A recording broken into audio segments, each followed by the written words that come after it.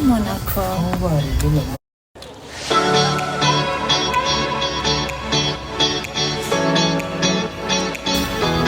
امروز میخوام برم توی موناکو.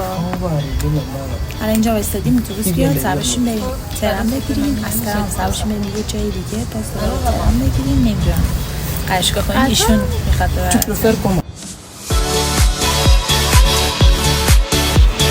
از ساعت 11 از خونه زدیم بیرون، الان ساعت 1 و ما تازه رسیدیم به اون ایستگاه. برای اینکه کلی اشتباه رفتیم مسیر رو، رفتیم فرودگاه، بعد اون برای اتوبوسای تندرو بود، قیمتش 20 یورو بود. اینجوری گفتیم خب رفت و برگشتمون میشه 40 یورو و تصمیم گرفتیم که با این اتوبوسای معمولی بریم که میشه 2 یورو 50 سنت. الان هم رسید.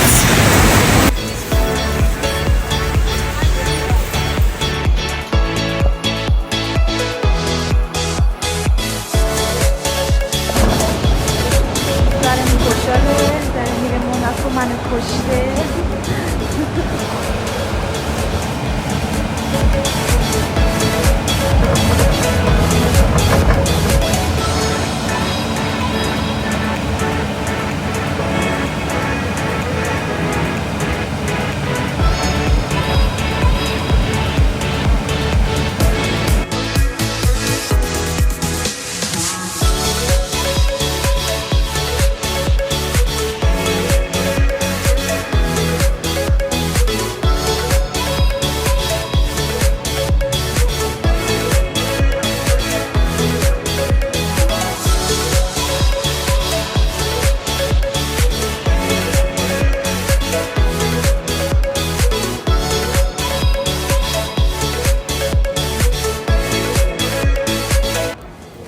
بچه ها خیلی ممنونتون میشم اگه لایک کنید و کامنت بذارید و سابسکرایب کنید و زنگوله رو بزنید و حالا هر جایی که میتونید از اون حمایت کنید.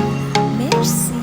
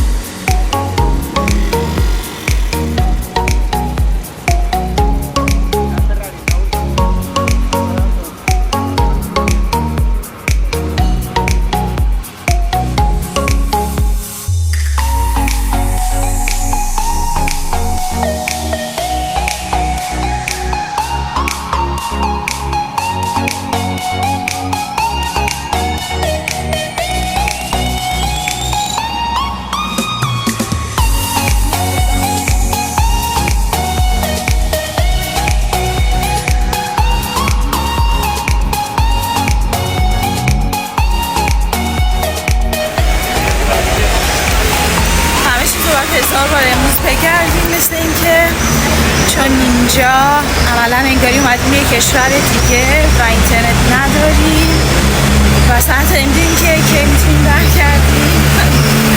برای اینکه بتونیم هم ساحل رو پیدا کنیم الان کلی وقته که داریم همجوری پیاده راه میریم و از آدم ها میپرسیم. واقعا خیلی ساعته، ولی خب بالاخره فکر میکنم که بهش بالاخره پیدا کردیم. داریم واقعا هلاک میشیم زیر آفتاب. اینجا الان هوا 35 درجه است و الان خیلی وقته که داریم فکر میکنیم که داریم نزدیک میشیم ولی نزدیک نمیشیم.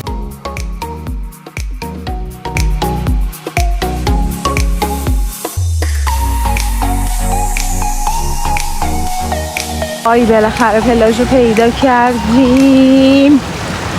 باورم نمیشه. فقط میخوام برم بپرم تو آب. نظر تو چیه؟ سبا